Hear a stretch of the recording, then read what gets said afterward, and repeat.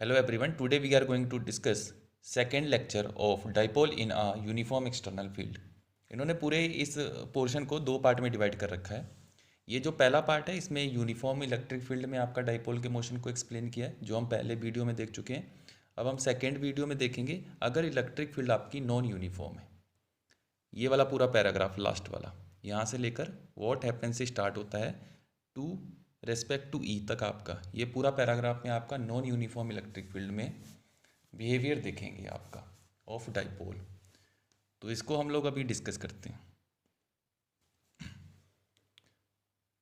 उससे पहले मैं आपको बता देता हूँ non uniform electric field line को आप कैसे पहचानते हैं, किस तरीके से आपको पता लगता है कि यह फील्ड इलेक्ट्रिक फील्ड लाइन जो है वो आपकी इलेक्ट्रिक फील्ड जो है वो यूनिफॉर्म है या नॉन यूनिफॉर्म है।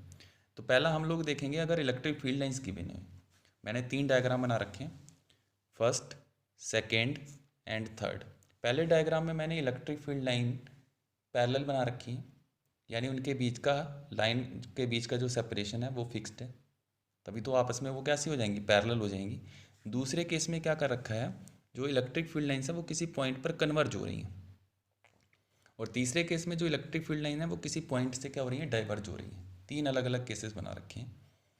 तो इसमें इस तरीके से पहचानते हैं कि अगर इलेक्ट्रिक फील्ड लाइंस के बीच का डिस्टेंस या सेपरेशन है, अगर वो कांस्टेंट है, चेंज नहीं हो रहा है, तो इलेक्ट्रिक फील्ड आपकी यूनिफॉर्म होगी।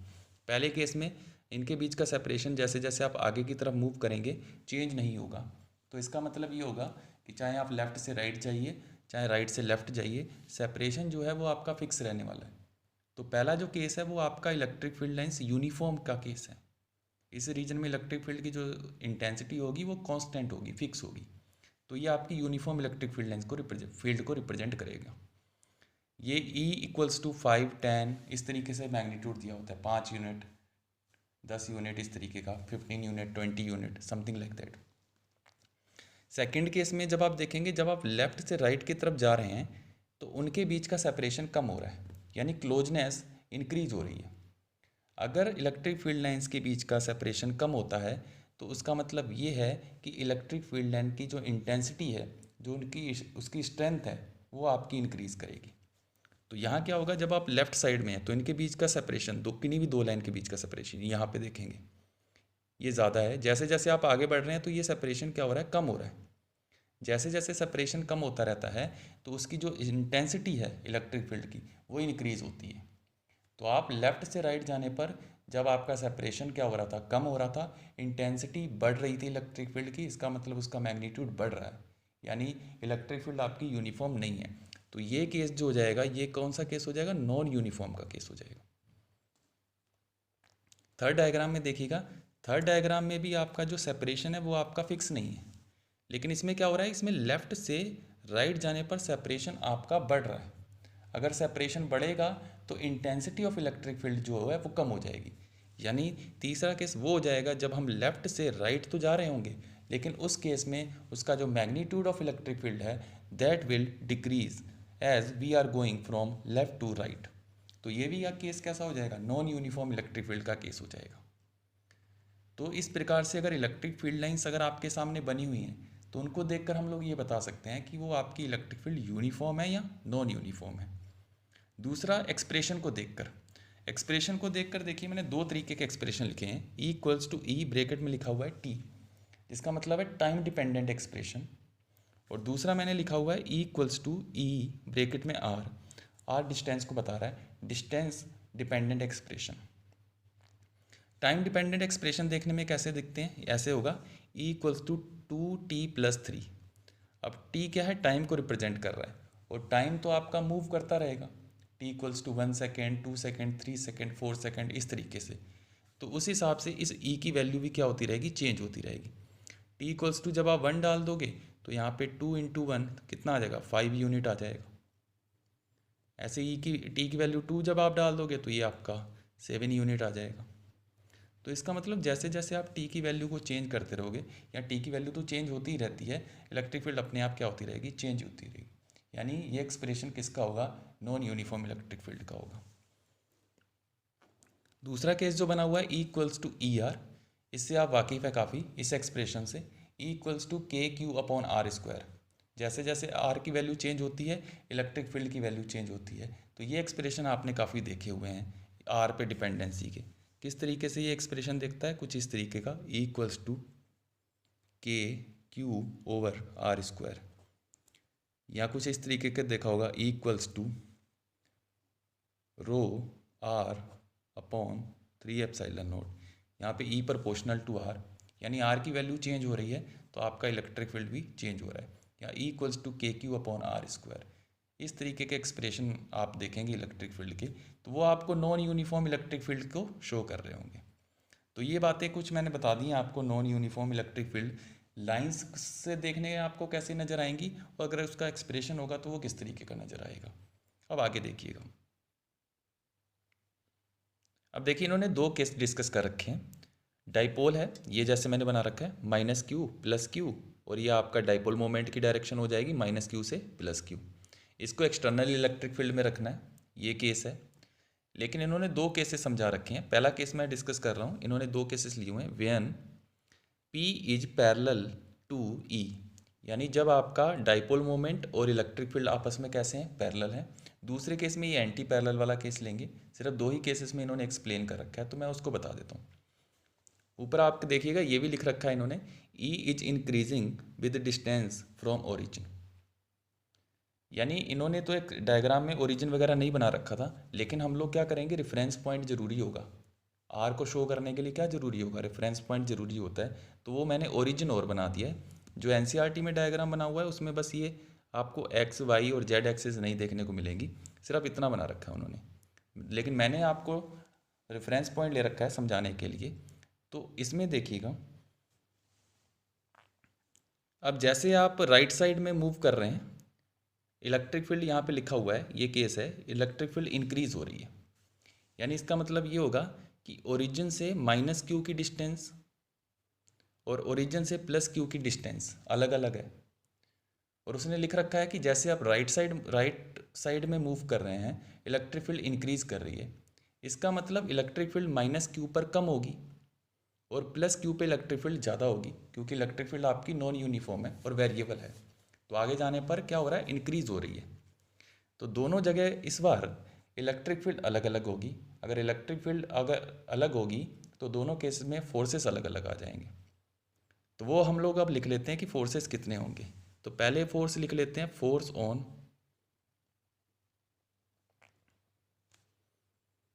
Plus Q. इसको हम लोग किससे डिनोट करते हैं, सपोज F1 से डिनोट कर देते हैं। कितना आ जाएगा, चार्ज इंटू ई। पॉजिटिव चार्ज है तो जो फोर्स लगेगा वो इलेक्ट्रिक फील्ड की डायरेक्शन में लगेगा, ये पिछली वीडियो में भी देखा था हमने।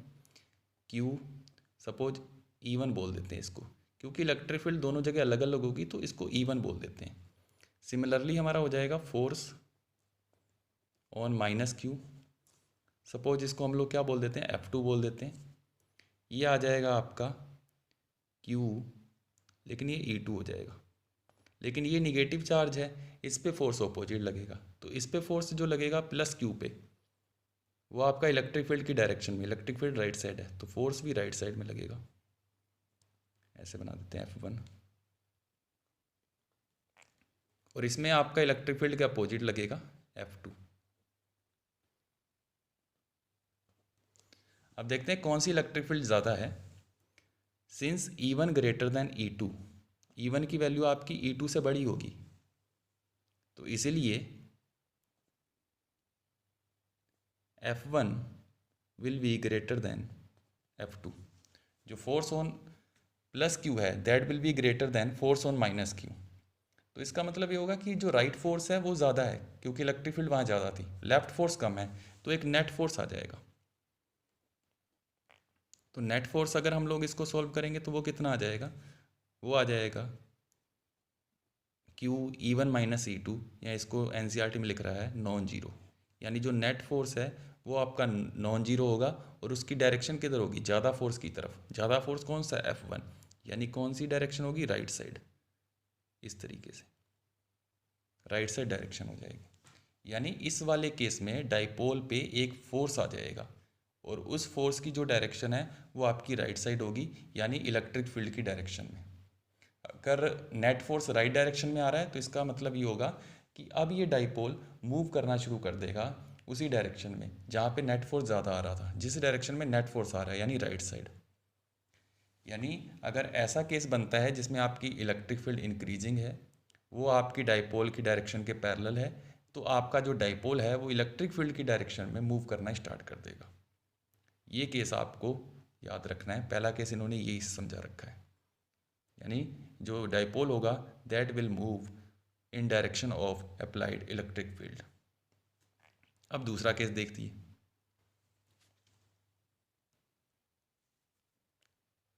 दूसरा केस इन्होंने ले रखा है when E vector anti parallel to P vector. Minus Q से प्लस क्यू होगा P vector, dipole moment vector, लेकिन इलेक्ट्रिक फील्ड वही सेम डायरेक्शन, इंक्रीजिंग मैग्नीट्यूड है और उसकी डायरेक्शन आपकी पॉजिटिव एक्स की तरफ ही है अब भी, और इंक्रीज हो रही है। इसका मतलब प्लस क्यू से माइनस क्यू की तरफ आप जब जाएंगे तो जैसे जैसे डिस्टेंस बढ़ेगी आपकी इलेक्ट्रिक फील्ड बढ़ रही है। अब वही निकाल लेते हैं हम लोग, फोर्स ऑन माइनस क्यू ले लेते हैं। माइनस क्यू होगा राइट वाला, F1 लिख लेते हैं इसको यहाँ पर। F1 इक्वल्स टू कितना आ जाएगा, QE1। अब निगेटिव चार्ज है, इलेक्ट्रिक फील्ड के अपोजिट डायरेक्शन में फोर्स एक्सपीरियंस करेगा। इलेक्ट्रिक फील्ड का अपोजिट डायरेक्शन किधर हो जाएगी, इधर लेफ्ट साइड। ये किसकी डायरेक्शन है, ये F1 की है, माइनस क्यू पे फोर्स है ना F1, तो ये F1 की डायरेक्शन है। अब आप सिमिलरली निकाल लो फोर्स ऑन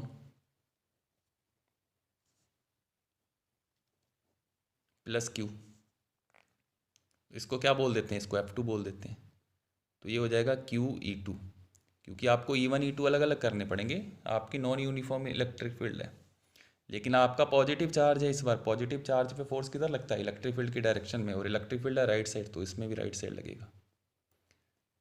लेकिन कौन सी इलेक्ट्रिक फील्ड ज़्यादा होगी, उसके लिए आपको देखना पड़ेगा इंक्रीजिंग है विद डिस्टेंस। डिस्टेंस कहाँ से लेनी है, रेफरेंस पॉइंट से, ओरिजिन से डिस्टेंस लेनी है, इसलिए ओरिजिन बनाया हुआ है।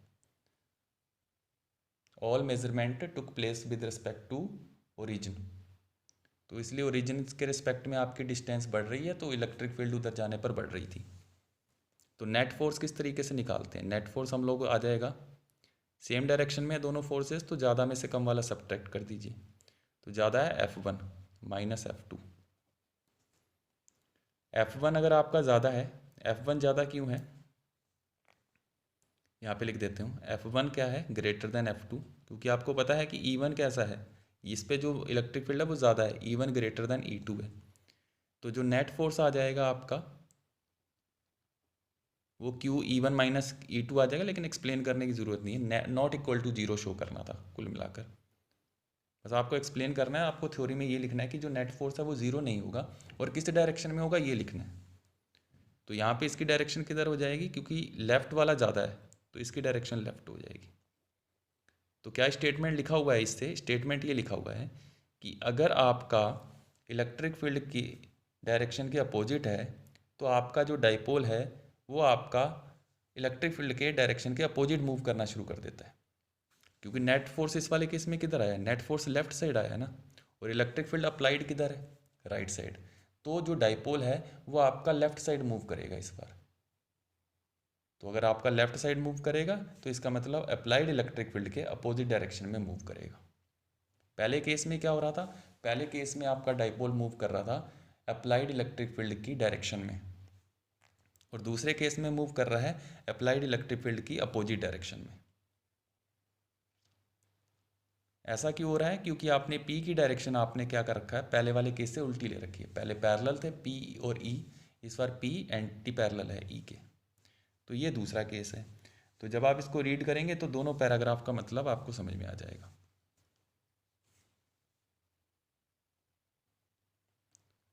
तो एनसीईआरटी में जो दिया हुआ है ये दो पैराग्राफ में दे रखा है, ये मैंने बता दिया है। लास्ट में बस एक छोटा सा पैराग्राफ में इन्होंने ये दे रखा है, कॉम एंड पेपर एक्सप्लेन वाला, इनको एक्सप्लेन कर रखा है इसने डाइपोलो की हेल्प से कि क्यों अट्रैक्ट होते हैं, जो पेपर है वो आपका कॉम की तरफ क्यों अट्रैक्ट होता है।